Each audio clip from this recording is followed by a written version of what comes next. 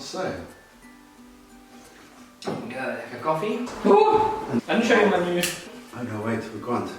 Oh! Nice new little. Very nice, bro. And it's got the window break on the back as well. So. Wow, that's so light. And that's why I took it. I was just not carrying. Oh, Nice. it's very nice. It's an old one, but Lekker though. no, it works. It's quite solid. Yeah, And I sharpened it the other day. Probably like 45 years ago. Okay. It wasn't your maths teacher, evidently.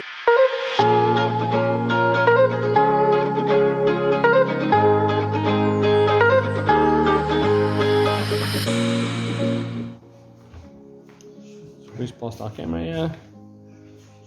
Move you guys over. You guys are already seeing the mess of the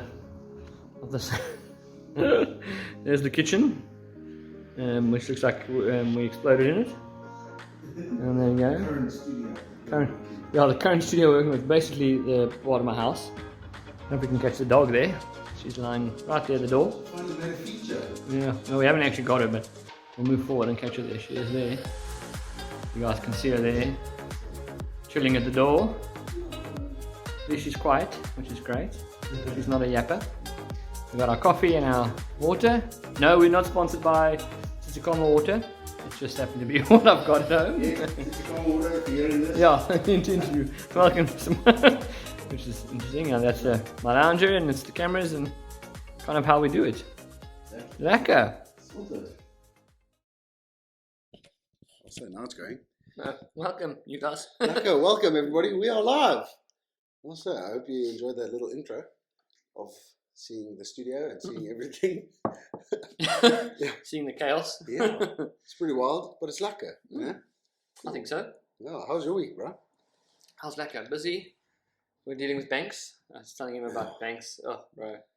One bank is like great. The service is great. You walk in, it's like 10 minutes, you're out, whatever you need.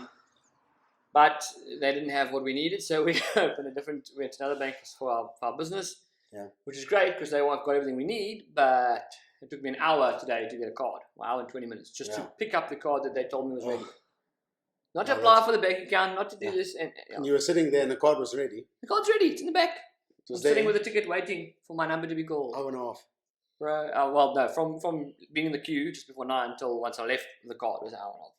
Oh, that's wild. Once I got the card, it was like 5 minutes, 3 minutes at the counter. Yeah. So the rest of the time I was just sitting around waiting. Oh, that's terrible how they can just keep you waiting. And then it literally been my whole week with it. You know, saw them on Monday.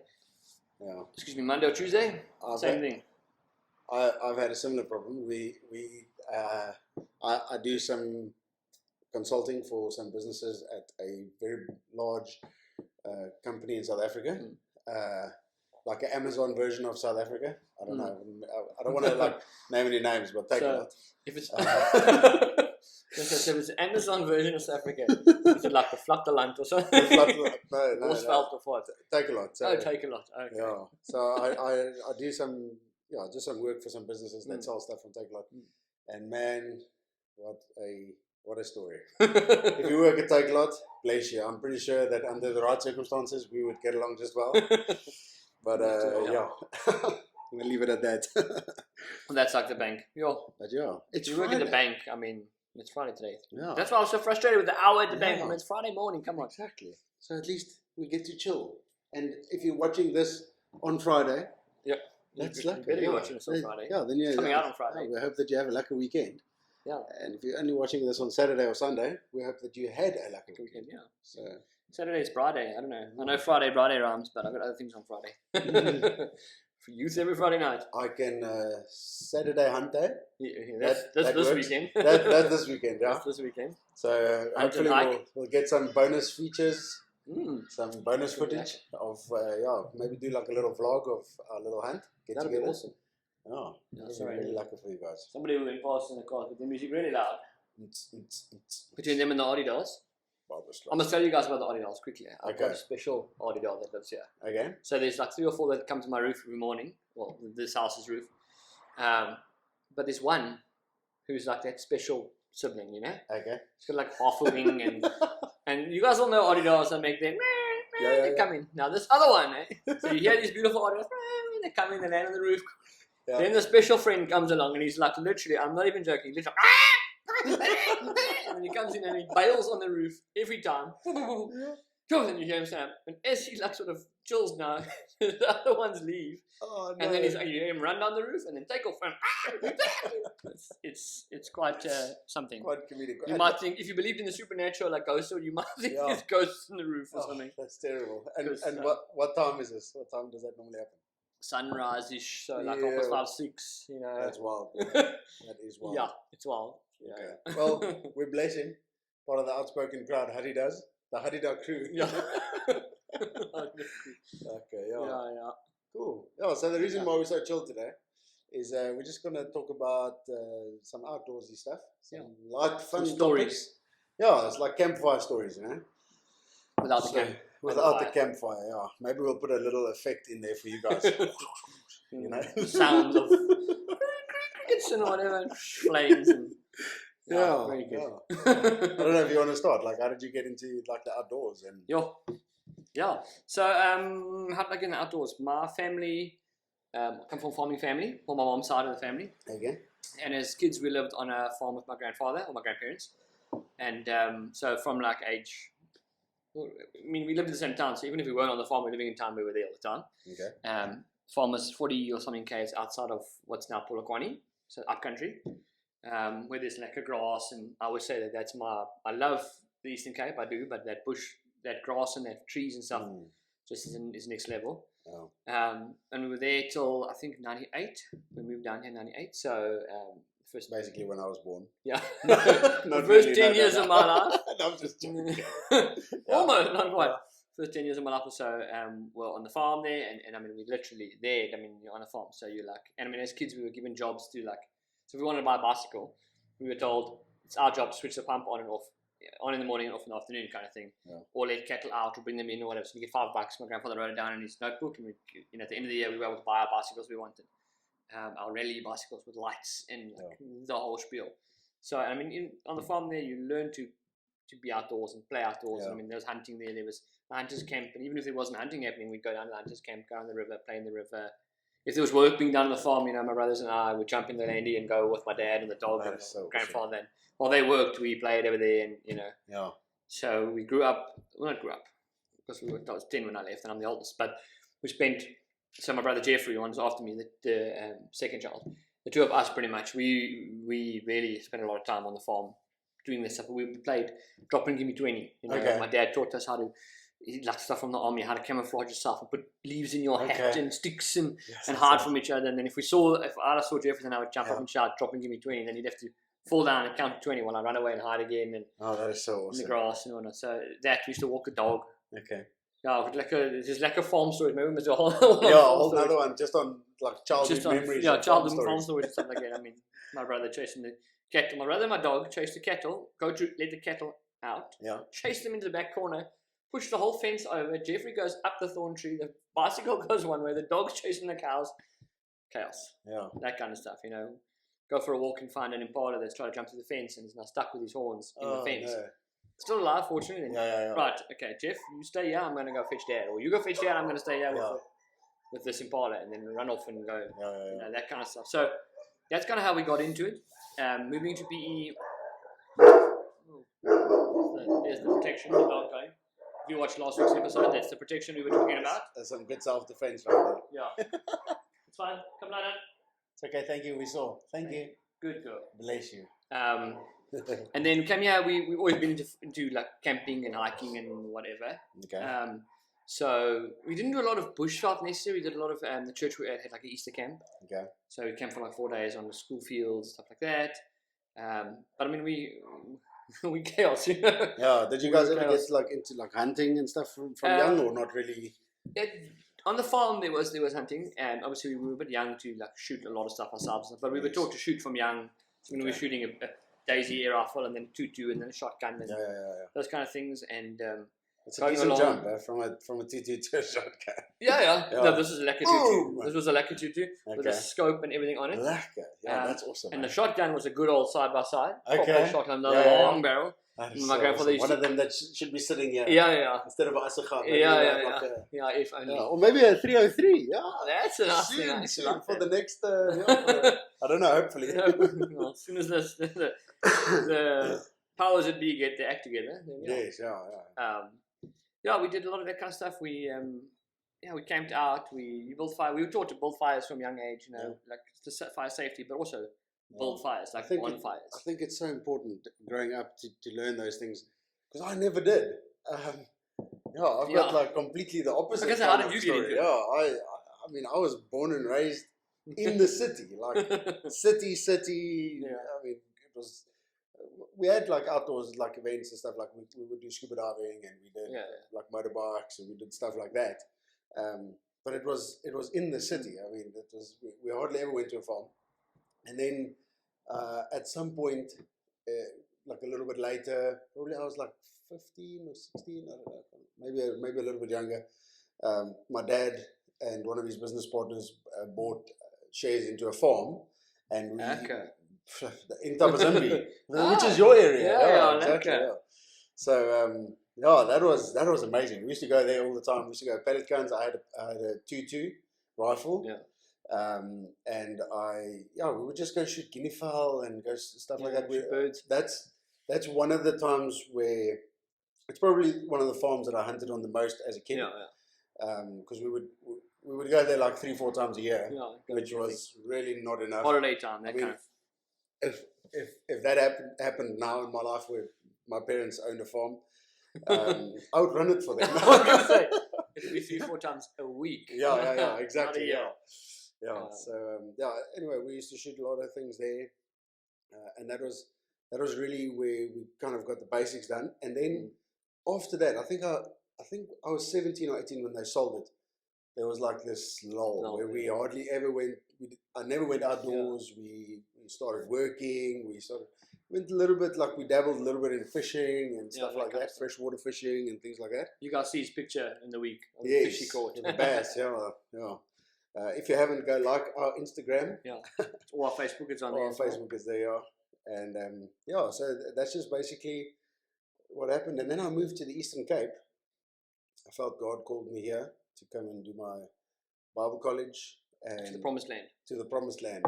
I mean, you really did call me out of the chummy place called Joburg. Don't say that. Maybe there's someone in Joburg watching. I don't know if you're from Joburg. Get out! Get out now! I'll pray for you. No, but like seriously, like I mean, Joburg is not bad. It's got its good points. Like my family's there, and you can see what you breathe. But is that a good point? I don't know. Maybe it's just a notable point. But so when I moved here, Eastern Cape, I initially moved to a small town called Kent-on-Sea. Was there for a year and a half, and that was a culture shock. Moving from Joburg to Kent-on-Sea, where everything closes for lunchtime. I was going to say that was kind of that's weird. a holiday ought to be there. Yeah. So I was there for a year and a half, and then I moved to PE. And I actually, for my 21st birthday, I bought myself a shotgun, because that was just like I didn't have a gun. I always wanted a gun. The 22 that I had wasn't actually mine. It was registered in a family member's name. I could just use it and stuff like that. So I bought myself a shotgun. And I hardly ever shot it.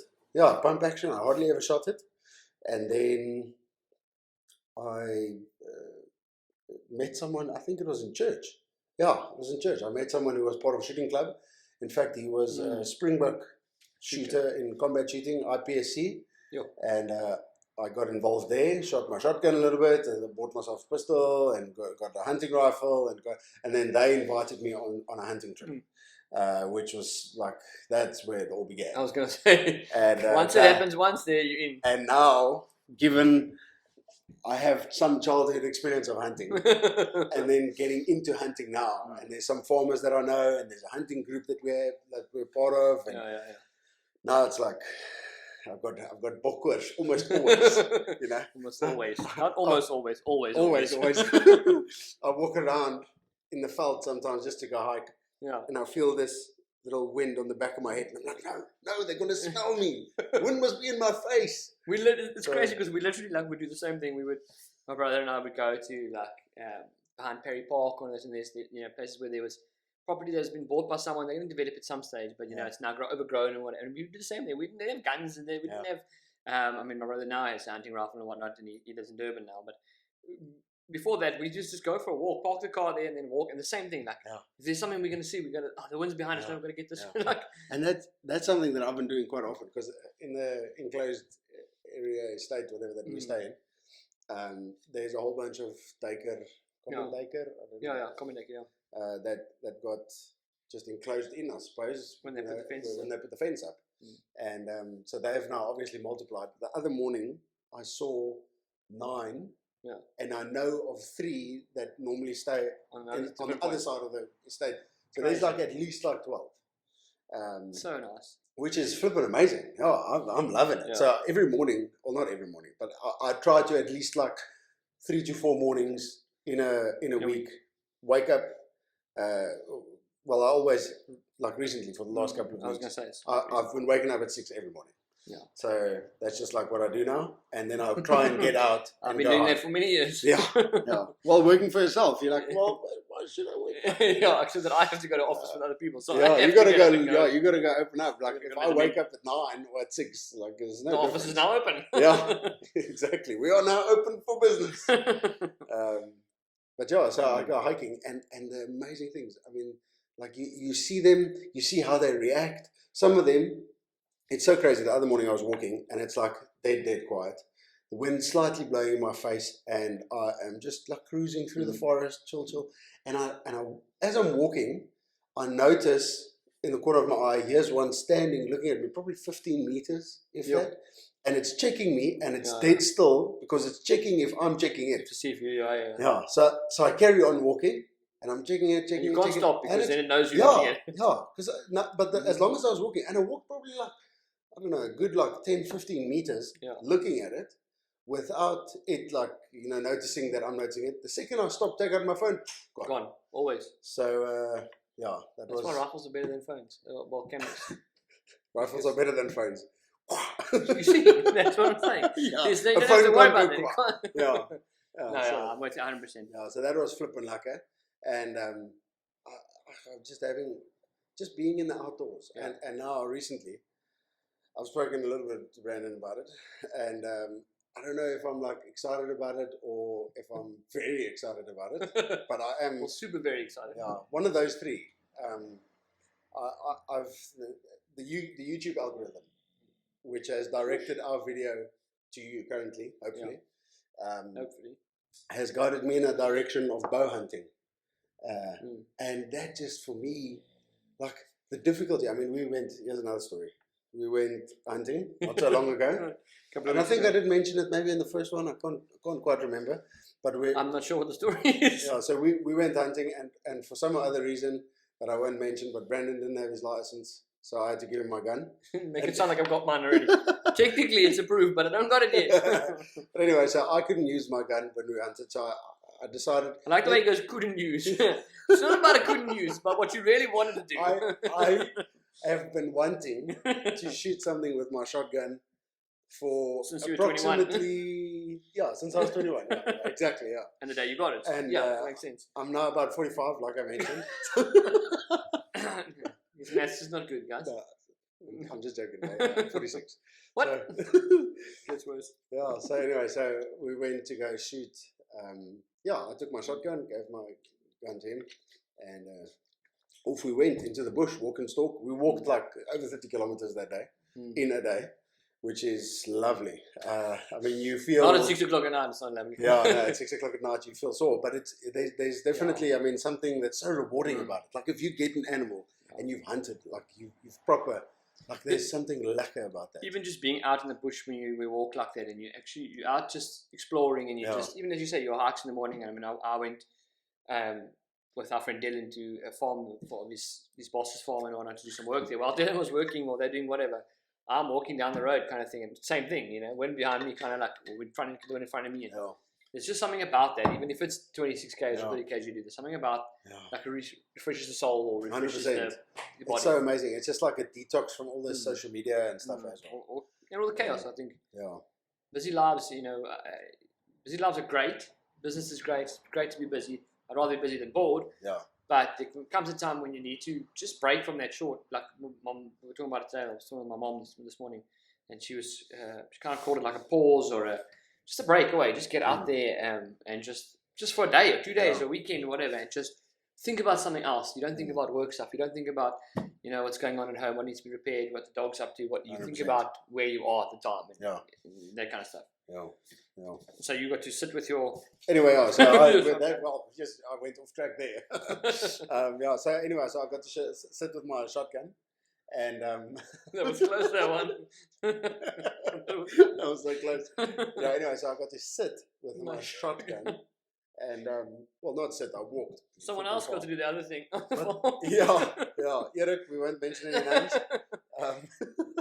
When he watches this, please forgive us. I don't know. Is he gonna watch this? Eric, if you watch this, send us a message. Yeah, comment on it so we know that you're watching this. We'll get you on to tell your story. And if we don't get a message within 2 weeks, we know. Yeah, we know.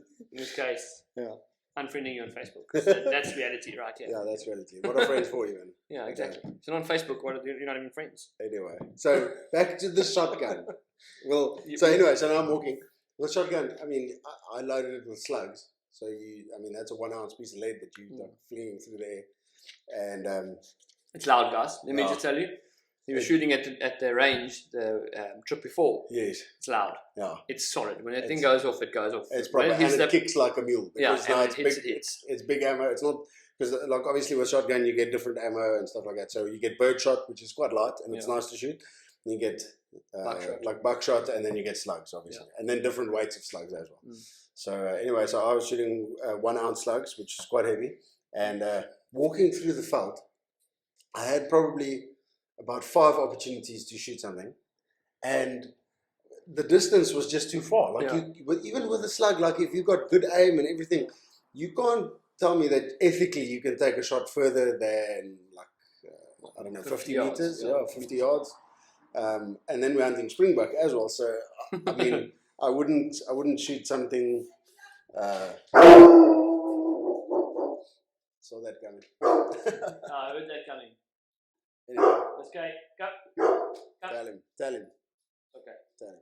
It's okay. We'll take a barking break. Okay. We're back from the barking break. Yeah. So the loud shotgun. Yes. The loud shotgun. And like we were saying, 50 meters is the max that you should really ethically take a shot on an animal. And especially with a shotgun. Yeah, and it's so far. With my hunting rifle, 200 meters I can shoot something. I've shot, the furthest I've ever shot with a rifle was actually not my own, was 368 meters, which is quite far, and dropped the animal right there. It was a real good gun, good setup, good ammo and everything. But so it just gives you a perspective, that's how far you can shoot with a hunting rifle. Yeah. With a shotgun, it's 50 meters. Yeah, and even that's a bit of a... And it was the thing that, the far around loop that I'm getting to about bow hunting, is that the idea about sneaking up onto an animal and actually hunting. I'm not walking, okay, there's an animal, shoot. I still do that. I enjoy doing that because I need to fill my freezer. But I think there's a limit even to that. Myself personally, I'm not comfortable to shoot 400 yards. Yes, yeah. So I am shooting at 100 yards, 150, maybe 200. I did miss at 205 yards. It was his fault. No, but it was on the Mark V Police Edition sticks. Yeah. So not the best race sticks in the world. Yeah, exactly. Yeah. Well, we might try post a photo. I don't know I don't even know if you have one. I've got the sticks at home. Yeah, we can take one tomorrow. Exactly. Yeah. I'll take the sticks and we'll make a feature maybe in a little vlog. Mark 1 Police sticks. No, Mark 5. Mark 5, sorry. Mark 5 Police Edition shooting sticks. Anyway, so they're not the best. Yeah. I got gifted them from a friend who moved to New Zealand. But anyway, so just basically making that challenge of outsmarting the animal, because now I can't just walk behind the animal until I'm close enough. I actually have to cut them off. I have to try and understand how they're going to move, where's the wind, what's going to happen, and it's such a challenge, and that for me was super attractive. I dig that. I think I've also been interested in it a long time. I think 2 reasons. One, no license required. Yeah, exactly. So you're not waiting for the government to... you can go buy it and it's you get on with it. You're not waiting for the government to approve something years and years along. So that is nice. But also that same thing, I have like two sides of the coin kind of thing. I love that idea of being like chilled, quiet. You've got to sneak around. You're not making a huge impact on nature, and you're not running around shouting. I mean, look, when that shotgun went off, I knew. I immediately radioed to him like, "Bro, was that you?" But that was the first shot. I think I don't even know if it said if you fired because you fired one. I fired two shots. Yeah, one went under or something like that. We're not sure, and then the second one was a solid good shot. Yes. Man, when that shot went off, I'm like, "Bro, was that you?" I don't know what's going on because I'm going lying on the ground because it makes it sound like it's quite close when it's not that close. And we weren't close at all to each other. We were probably but 600 yards away from each other. 700 yards. I was almost on the fence kind of thing. Yeah. And he was getting towards the not other side. further. I mean, just that little gap Yeah. from where Dean and them used to sit, that's 400 meters to the then fence. it actually was way further because It's I was probably like way a kilometre past from each other. I was heading off the Springbok that I got. Yeah. And even then, the hunting rifle, the 243 with the silencer on it, still, Eric, who was on the other side of the farm, radioed through radio straight away and said, "Well, whoever shot that, everything is running away from me." Yeah. So it's loud, like it's not. Yeah. But it's not a soft gun. It's once or twice. You're not like permanently out there. There's not 10 hunters that are just going mad, kind of thing, in vehicles and whatever. And that's just so I like the idea. But then if I think of like the stories, like I want to say a story just now about 4x4ing, where it's loud all the time and it makes a huge impact, Yeah. I'm kind of on both sides. If I'm hunting, I want to be quiet. I want to sneak around or whatever. Even with the rifle, as soon as I get my rifle, I won't be putting the silencer on mine anytime soon. I don't think. I don't even think you can get a silencer. I suppose you could thread it, but you wouldn't. I probably wouldn't. No. Mine is quite a nice looking rifle. Plus, just interjection here. If you shoot with a rifle without your earplugs or earphones or whatever, it's loud. It's very loud. When you're hunting and you're pulling a trigger on something, you can pull that trigger. It's like you don't even remember it. Yeah. It's like it's not the same. It was not even like there was no sound. Like what was it loud? Your ears don't ping. Yeah. Because you're so focused on this adrenaline and being so focused on what you're doing. So. Yeah. So anyway, you were talking about 4x4 being loud. Oh yeah. So So well, what I want to say was I'm linking on bow hunting as well.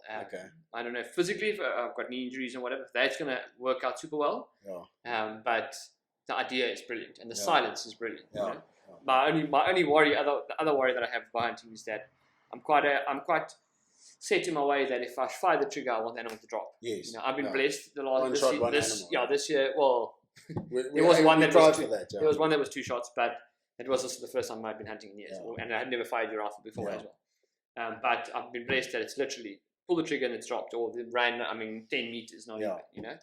I watch these videos of guys that are shooting stuff that they shoot, Impala and stuff like that, and they're running 150 yards. I'm like, that's not a good shot then. That wasn't a great shot. Yeah.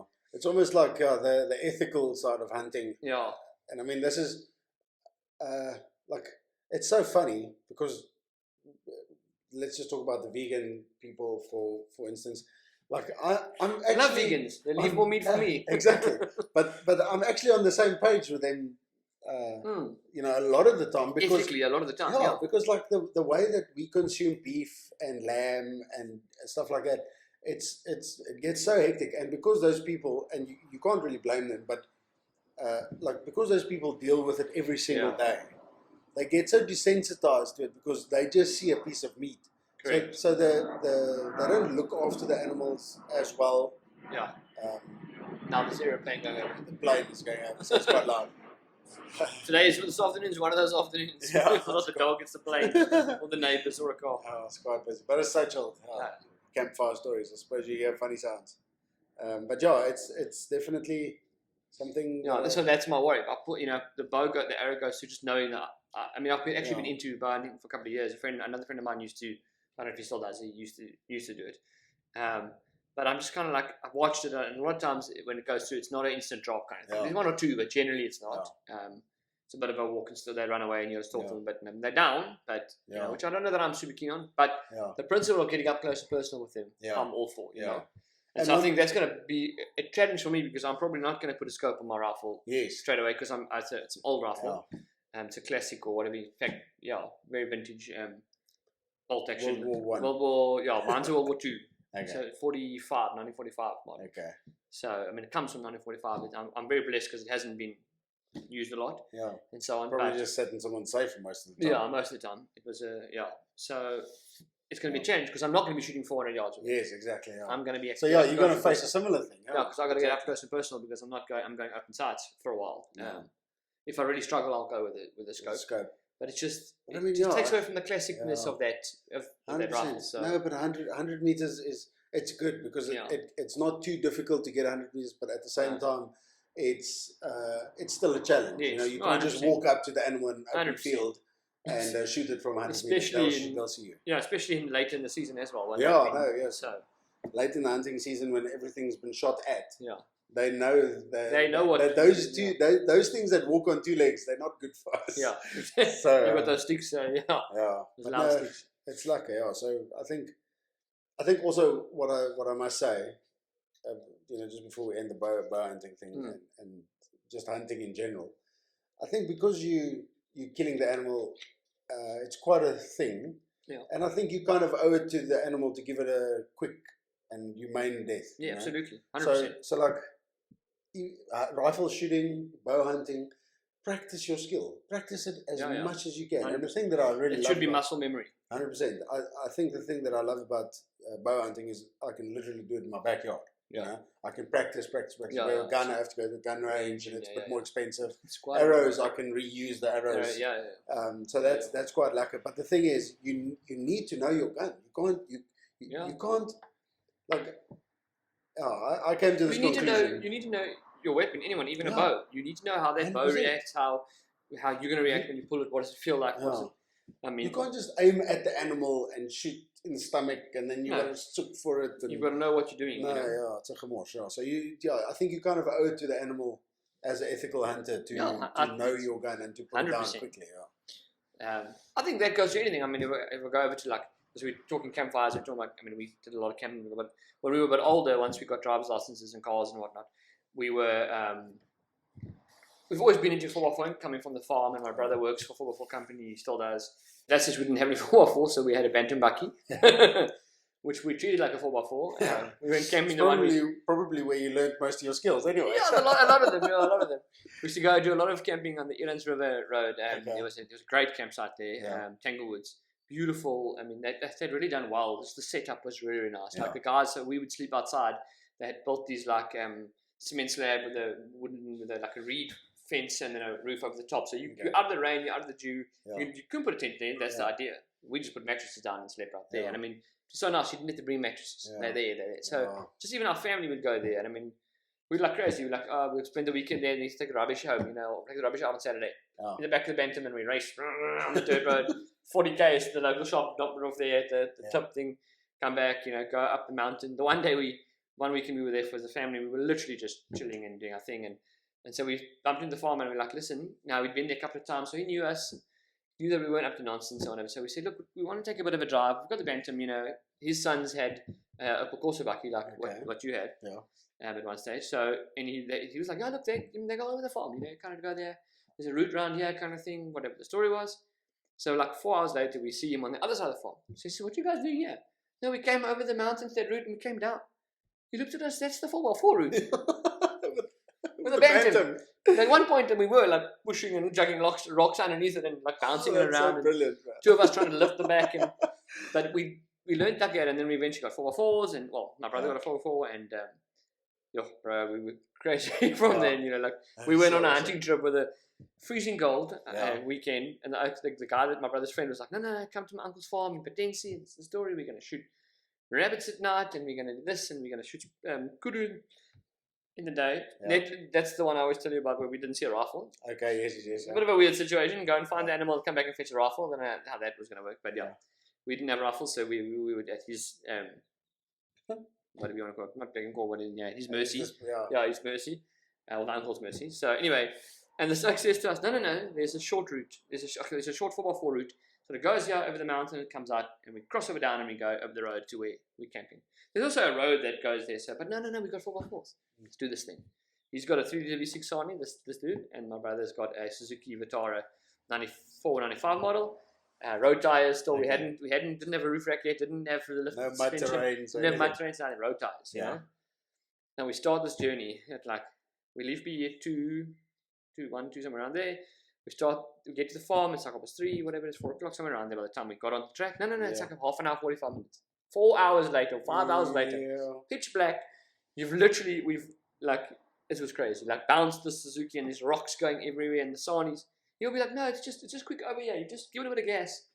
Well, the Sani could barely get over. But now you're on the track, you can't turn around and go back. It's a mountain cliff this way, and you bounce on this side, and there's bush everywhere. And and then you literally, everybody gets out, take the cooler box out and everything, and then just bounce it up and just like literally.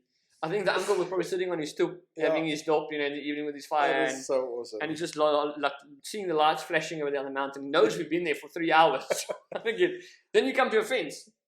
Oh, he didn't realize it was a fence yet. No, so we go, can we cut the fence? Yeah, just put it back together. Cut the fence, go through, kind of. That's fun. Crazy. We did that. We went to Baviaans a couple of times. We almost rolled the Jeep. Driving around at night in That Baviaans. sounds like it all. You go off like that and you come over the hill, and as we go over, the Jeep goes whoop. Yeah. And it's sitting with the front left right in the sky. Front right is a little bit lower, but still in the sky. We're all on the back of the thing. Everybody pile out the window kind of thing, and then that's something on the bull bar and get it down. And that's something I've always it's always been on the list of things to get into. It's 4x4. Yeah. The problem is it's so expensive.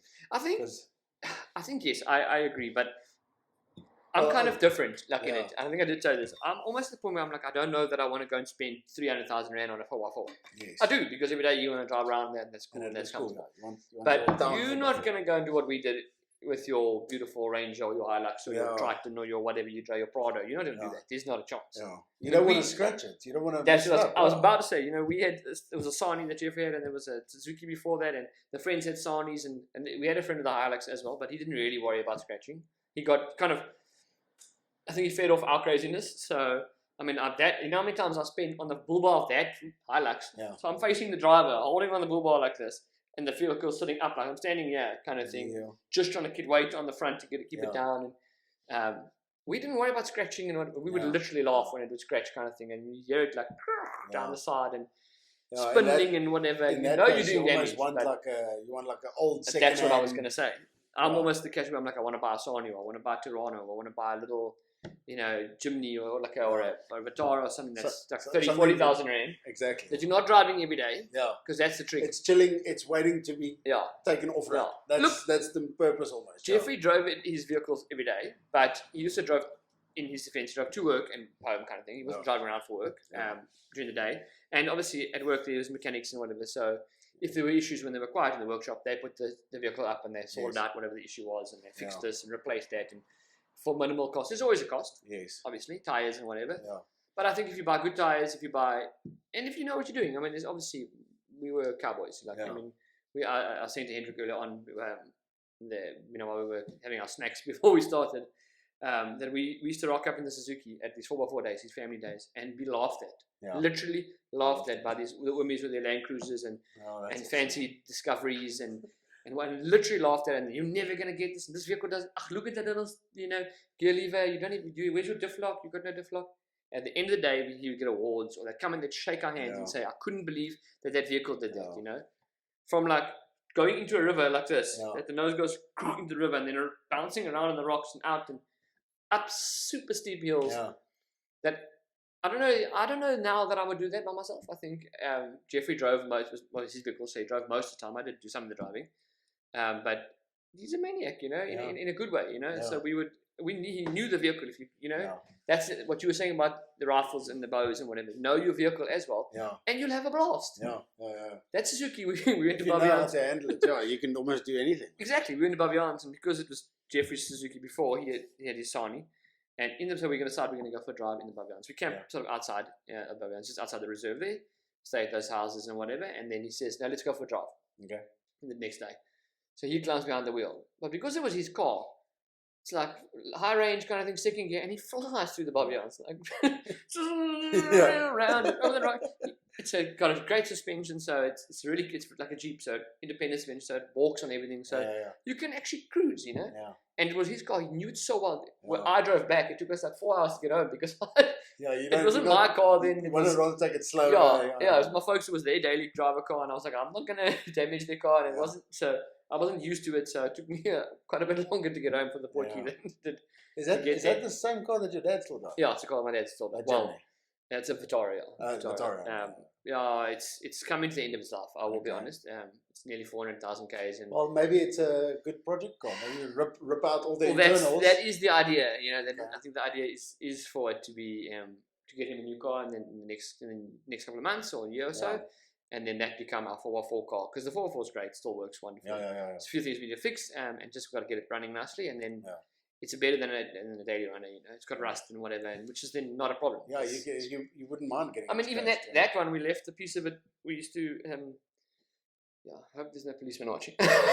We used to go to what's the area there off Cape Road, up by the New Macro.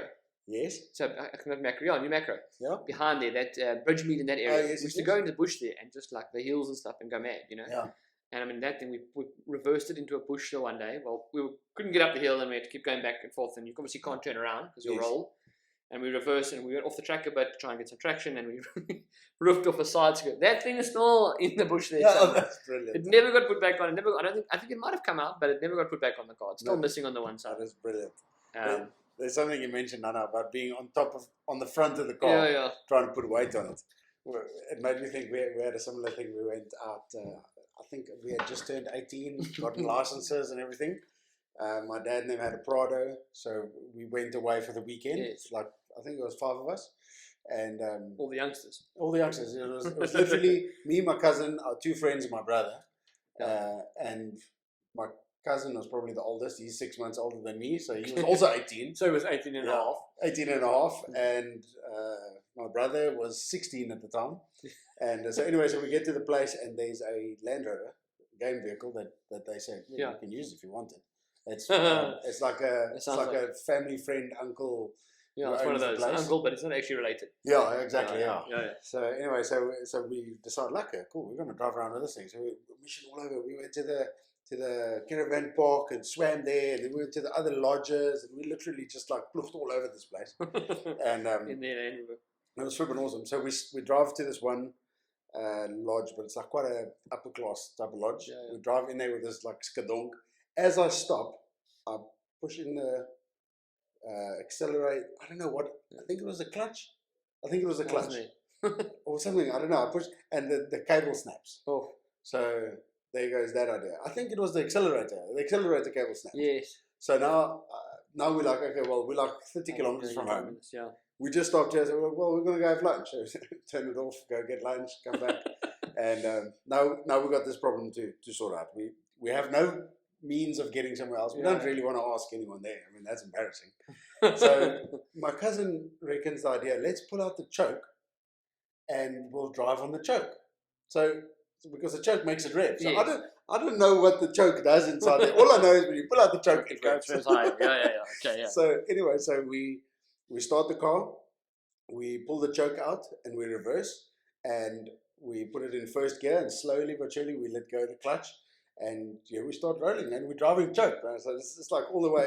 Then it's not very fast, it starts dying, and then you push the choke back in, and then it's fine, and then you pull it out, and then it picks up some flooding. moves. It's flooding every time you have the choke out, and then you push the choke in, so it stops flooding. Exactly, yeah. So it's like such a mission. Anyway, so we eventually get back on the road, and we end up going through the gears slowly but surely. But we ended up going like 80 kilometers an hour on the choke, which was.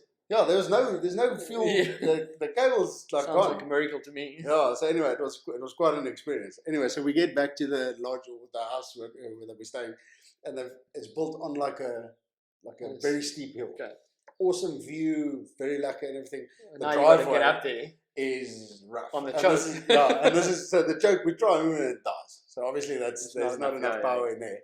So my cousin, he reckons pop the hood, right?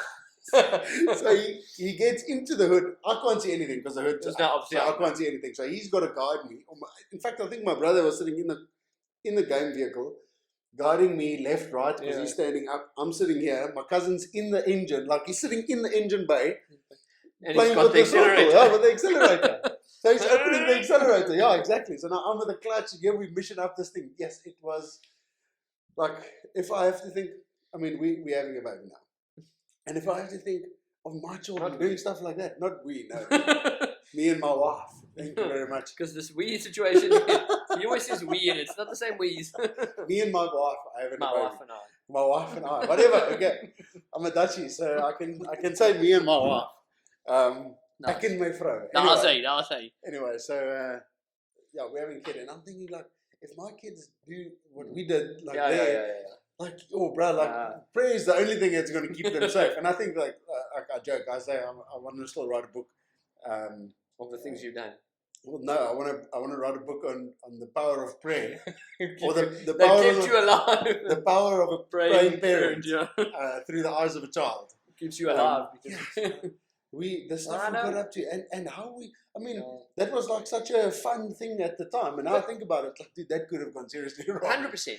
But I think it's that's what makes these stories. Yeah, Fireside 100%. stories, hunting stories, whatever. Yeah. I mean, we've spoken a bit on the ethics of hunting, and we've sort of gone off to what we like. But I mean, there's some crazy hunting stories as well. Yeah. I mean, I've got stories of fetching Yeah. firewood. Like, bro, we used to fetch firewood. We didn't.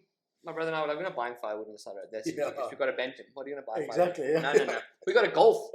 Once you went a Golf, flatten the back seats. Exactly. Get all my friends to listen. You've got blue gums on your farm. Can I Yeah. come get firewood? Yeah. Yeah. Fill the back of the Golf with blue Yeah. gums, Yeah. spiders, and whatever else in Yeah. that car. Yeah, Right, but you got firewood. fetch to take the Sony off into one of our local areas that's now got houses in, didn't have houses at the time, Yeah. with an axe, 4 in there to where nobody can see us, chop down a dead tree or chop up a dead tree that's Yeah. fallen over or something like that, load the roof rack of the Sony so high that it's like another car on top of it, and drive it home, you know. Those stories, you know, No. bro, we went to, remember when the flooding happened? We went to when the roads flooded and that Krachakama circular drive intersection collapsed. I remember something vaguely Yeah. like that. So, I don't know how many years ago now, terrible about that stuff, but there was so much heavy flooding, heavy rain or whatever, it flooded and the bridge Yes. collapsed. The night that bridge collapsed, it collapsed early, I think it was the early hours of the morning, stand corrected. Yeah. But that night we went to Homesell. I drove the Golf with my bud and his friend, 2 friends, and we went I was driving this Golf, and obviously we've been into 4x4 since then. And I mean, we used to read the 4x4 magazine Like the religiously. That, Hunter Yachter, Yeah. you know, we read all these magazines. We weren't doing half the stuff, but we'd read the magazines. Yeah. We went off to Homesell and I drove the Golf, and I mean, the water was coming over the bonnet. We thought we were the champions, you know. Yeah. Second gear, Yeah. get to Homesell, pull the car in, and it literally goes right up. Yeah. The water's gone in the Probably a car. hydrolock, yeah. or The water's something. gone in the carb, and it's like finished. Have Homesell, somebody else with the guy's house who had, because I was the oldest. I was the oldest by like 5 or 6 years. That Homesell. It was more my Okay. brother's age group guys. Yeah. I was one of the leaders. So the guy's house who had, his dad takes us home in his bucky, 4x4 bucky and whatever. And like 3 days later, we had to go and fetch our car after it's dried out. And Yeah. I mean, if you think about that, you're like, I will never let my kids or my Yeah. wife or my whatever drive. I don't want to let my parents drive on the road when it's heavy raining like that or whatever, and they taught us how to drive. You know? But maybe But- that's the wrong view to have. That's what I'm saying. It makes the story, you know. Like, we were at a wedding the other day, and we were talking about how, like, everyone at the table had broken a bone at some point doing something stupid. I'm And so I was thankful I like, haven't. you know, you want that not to happen to your child, but Yeah. the reality is that that's probably gonna happen to my child, Yeah. and to some extent, they might benefit out of it. You know, like I Yeah, don't know, well- in some weird way. Yeah, Well, I think I'll put it this way, and I'm a super fan of technology, guys. Don't get me wrong. I'm not one of I don't have all the little technology gadgets, but I'm like the idea of the new discovery is. I mean, what it can do is phenomenal. I love that. But like my folks will always say, because on the farm my grandfather had a Series 2 Land Rover, little short wheelbase, beautiful little vehicle. Yeah. I mean, he was 6'4", and he drove like legs by literally. Yeah. So, but it was the farm vehicle. That's Okay. what we worked with. We didn't have a farm bucky that we worked with. The buckies were nice cars, you know, Yeah. if that makes sense. And my mom will tell, my dad will tell you straight, the stories and the experience of driving those vehicles, like us driving the Sony and whatever, driving the Suzuki that doesn't have a diff lock. Yeah. You want to get up there, you got to make a way, bro. You've Yeah. gone down. Yeah. You're not going to leave your Suzuki, your daily Yeah. drive in the middle of the bush somewhere. Yeah. You figure it out, you know. Whereas the technology is great because you click it on and off it goes by itself. I mean, we have cars now that we don't have them, but that can park themselves. You know, Yeah. that's great and all. Yeah. It really is. The technology is amazing. Yeah. but you lose that experience. Yeah. And that's like these things. I think driving the Golf, like I personally, when I have kids one day, I won't buy my son or give my son like a decent car. Yeah. When he turns 18, you're going to get a Golf, bro. You're going to get a Bantam or something. Something you can bump if need be, but kind of not really want to, but something you can load wood on and you can go and enjoy life in. Yeah. Not something you worry about. You give them experiences. Yeah, exactly. I mean, good experiences. Yeah. Well, one of the best ways, and new drivers that I normally take to learn how to drive and stuff like that.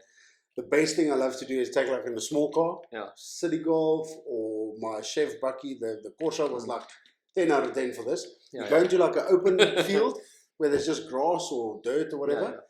And you tell them to just have fun because they're not going to roll the car. It's like, it's a small area. So you just like put your foot down, dump the clutch, spin the wheels, pull the handbrake up, get a feel for the vehicle. Exactly. And that sounds a lot more wild than what it actually is. It's not that glamorous. You don't really ever go faster than like 20 kilometers an hour, 50 kilometers. You spin and then you stop. There's a lot of stalling and a lot of But you get to learn how you understand the extremes. Like you understand, okay, if I dump the clutch too quickly or if I let it go too quickly, it's going to either stall or something, and you get to know you feel almost. Yes, and I think that to have campfire stories, to have experiences, to have things to talk about when we go hunting, things to talk about with your mates in the car when you're performing or whatever. You need to do those things. You need to experience stuff. Yeah. Obviously you don't want to risk your life. Obviously you don't want to hurt yourself or we get you don't want to be stupid and reckless. Reckless. We were never recklessness is healthy for you. Yeah, but we didn't put it this way, we never took the Suzuki at 120 or 140 down a dirt road. No. Not a chance. Yeah. But because my brother works for a company that sells suspension stuff that can handle it, we didn't do 140. Yeah. But you could do 80 comfortably in the work bucky or whatever it might be, as for example. Maybe I'm not saying that we did that, but the point is that those vehicles, we did that. I helped them out with a couple of Volkswagens, and the big boss would come down, the MD or whatever it was at the time, and he would drive us back and forth. That we didn't stay in Kirkwood, we'd come home every night, kind of thing. Yeah. And I mean, he'd go over speed down about 80 k's an hour in the bucky because the suspension is built to do that. Yeah, it's literally it can handle it. And the same thing as we didn't do. I mean, we weren't like with the Bantam. We weren't trying to go on a 4x4 track. We didn't realize it was a 4x4 track that they had made, kind of thing. We weren't. It wasn't going to roll. It wasn't. We never had a situation where we were sideways on the hill. Yeah. We were going maybe a little bit fast down the hill or whatever. But we're not. You don't really endanger yourself, but there is a risk, obviously, added risk of damaging the vehicle. Or, I mean, when we used to walk around. There's always a snake that could be around the corner. There's always a risk, One of my role models, Stephen Ranella, he's a guy who runs a show called Meat Eater in America, and he hunts and very much outdoorsy and stuff like that. Yeah. And something that he said, I think he was on a hunt with Joe Rogan, someone, and he said that there was raining for like 3 days. They were wet. Hunting in Alaska. It was was just terrible. Like it was like the weather. I take my hat off to those guys because I mean we hunted in the wind the other day and it was frustrating. Anyway, so that was frustrating, and then he said that the good memories that you have are oftentimes not good in the moment. Yeah, correct. And I mean like that is such a thing to cherish. Yeah. Like we strive so to make our life comfortable and have everything work out lekker, but then like what do you look back on? You have no memories. Like, exactly. You remember those are crazy things that we did. Exactly. You kind of remember it was a lekker drive. We took down the Inlands River Road, Prada. It was great. Smooth sailing all the way there, back. That's great. But then when we talk about like, do you remember when the car was cutting out and we had to get home? We went. The cable broke. Now someone's got to climb in the bonnet to flip and work that throttle. We went to Edo. National Parks Week, which is coming up in I think October or November for the Easter Cup. I think it could be somewhere around the 10th of October. Staying corrected. Look it up on Google if you want to go. It's free entrance to any national park for the day, which is great. So you don't pay your 100 and some bucks to get in. You go in, you drive around, you pay for your petrol and your food, which is great. Nice. We went, Jeffrey Sarni, myself in the Suzuki again. We had some other people with us. What the story was for the day riding, but it had been raining. So 2 youngsters with 4x4s with water puddles everywhere, with radios. That sounds like a lot of fun. Let's see how high the spray can get. So we ride around the day. It's great. We have our bride coming home now. We're doing a loop or whatever. It's like 4 o'clock in the afternoon, something like that. And I see a puddle that's lekker. So I hit this puddle.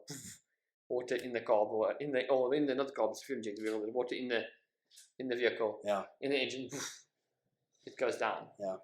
So we're like, oh. So we kind of look around. It's reasonably safe, you know. So you can't get out of the vehicle in these lines, but we've come from farm and we kind of have a bit of experience with that or whatever. We tell the oaks in the car to watch out for us. We jump out, open the bonnet. Okay, this thing's not going to go. There's water, and we have to try it out. So this is the plan. Yeah. This is the plan. Jeff, you take you guys in your car. Go and find the closest ranger you can find. Yeah. If it's at the gate, then it has to be at the gate. Yeah. And we came from the Colchester gate, so it's at the bottom. So it's quite a long drive to. You kind of back drive to the top gate. Well, you drive not just, but even where we were, you drive straight like this, and then we were in this loop. Yeah. So and then there's a main drag up like that. So off he goes, leaves me there. I get back in the vehicle, bonnet open, everything's still trying to drive this thing out. So he finds a ranger in the back, and they pretty much say that it's cool. They'll radio through, but now in fact it was probably closer to 5:30 because we're closing at 6. Okay. He's like, listen, he's radio through the gate saying we are coming. This is what has happened. Obviously, we didn't tell them we were spraying water. Just got some water in it. Yeah. You know, I don't know what happened. I don't know what happened. The car just stopped working. I don't know. But listen, bro, he eventually gets back to me and he's like, listen, they were actually sorting out a dead buffalo or something. I don't know what it was. That had been, or something like that, that was not in the right place, something like that, lion kill or something that had been dragged, whatever, I don't know, they were doing something like that. Okay. So anyway, he gets back to me, he's like, listen, by the time he gets back, I've got this thing started and I'm revving.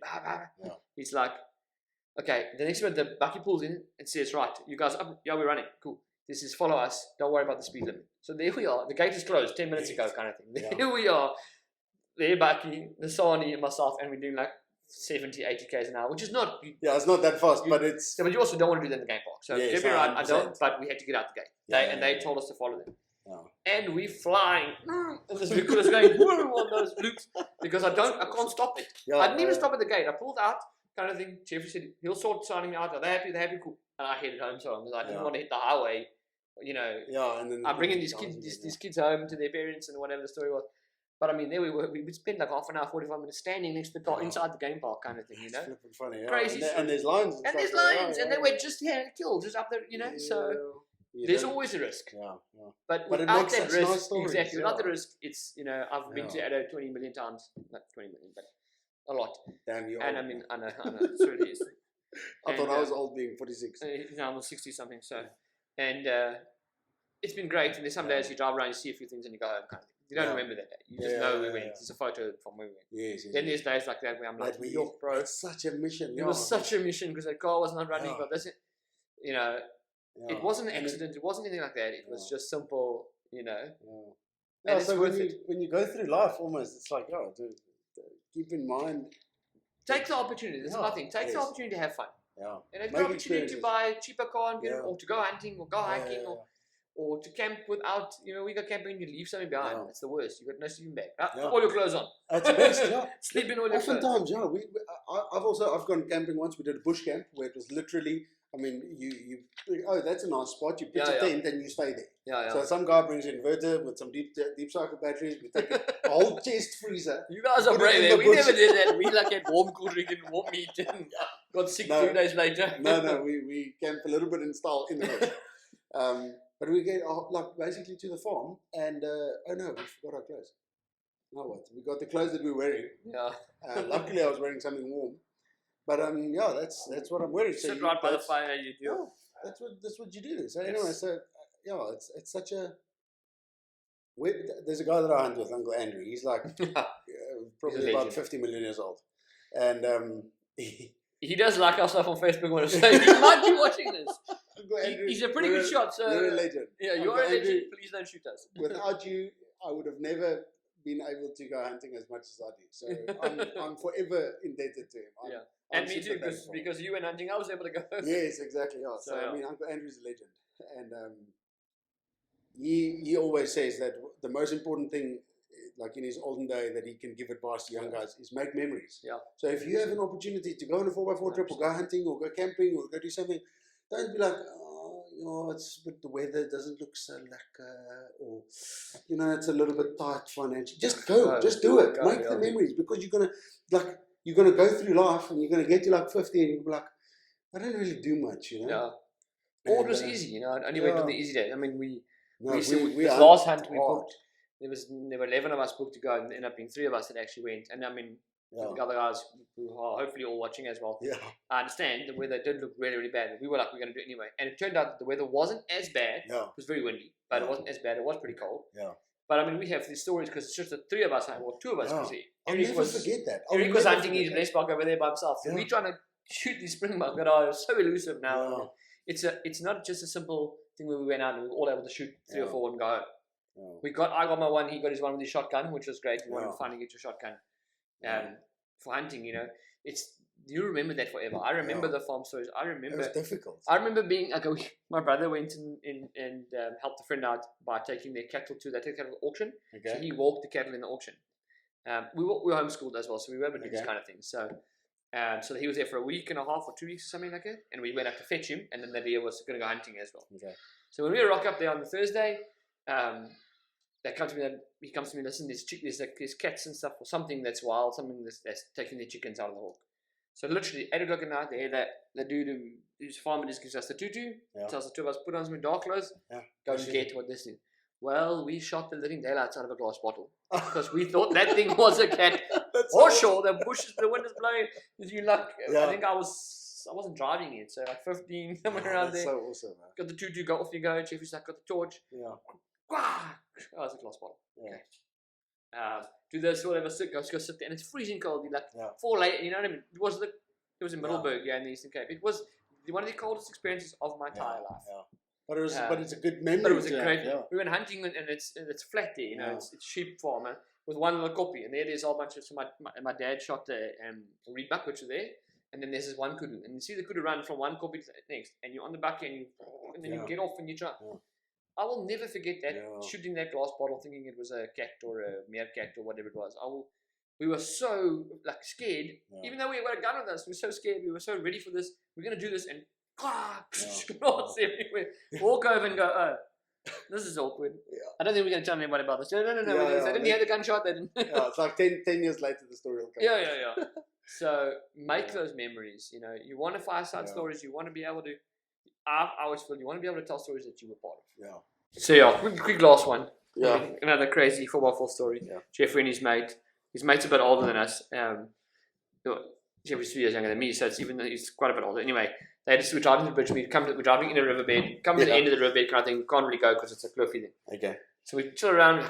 The next minute you just hear this car starting up. What are you two up to? No. They're going to drive up the ravine thing. Okay. I promise you, they drove these vehicles. So the ravines do this was like that. Okay. So there was one that was perfectly suited that the wheels could fit on. But I mean, it was almost straight up like this and then onto the top.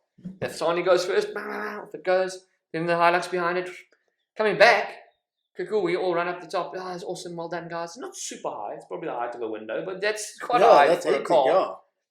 Come back, as he turns around, as he's coming down on the 2 tracks, the Sani slips off the tracks and goes, whoa. Then we all jump on the one side and hold it.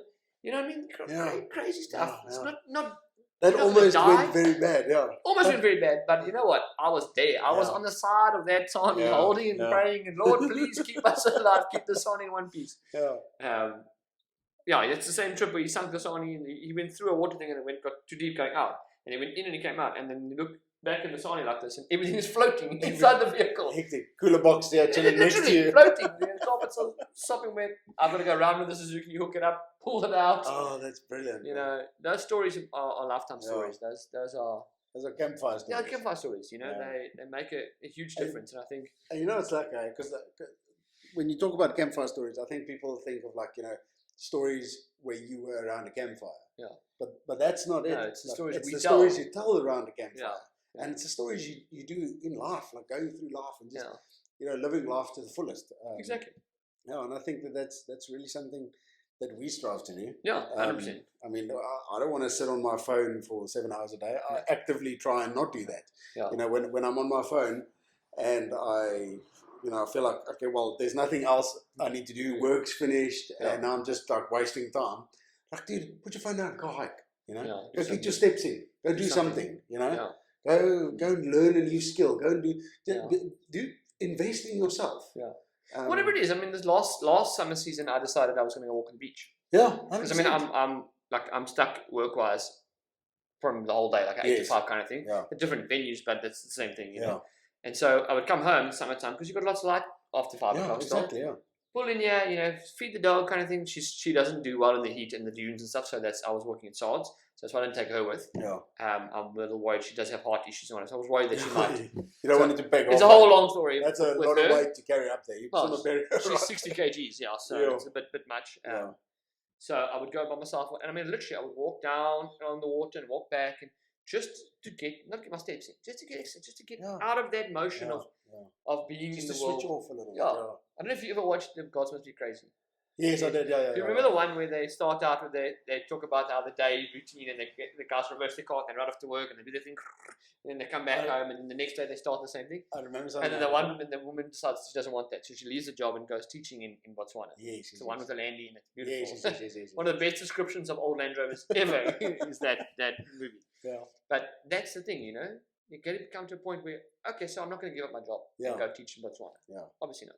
I love what I do. But I need to do something. So tomorrow we're going into the bush. Yeah. Whatever it means. Bridge Go means. just go. Whatever it makes. Addo, if you've got the time and the money, whatever. I mean, tomorrow I'm going hiking with you at your place. Yeah. Just to get out there, just to do something different, you know. Yeah, So do it, guys. Get out there, go for a walk, put the time in, you know.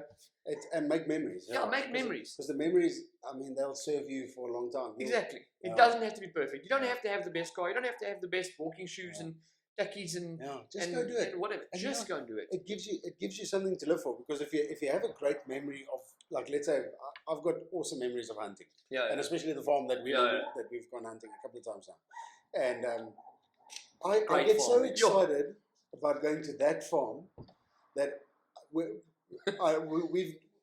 trying to hunt there twice a year now. Yeah. Our next year's hunts aren't even booked yet. We don't have dates, but I'm going. Yeah, we some point already told the farmer in the last time, can we book for next year? And he was a bit like, hey, wait, give us a minute. Until December, January we can book. Yeah. Then he'll have a good idea of the year. And it was now. But also, calm down. Yes, yeah. So we're definitely going hunting there again twice.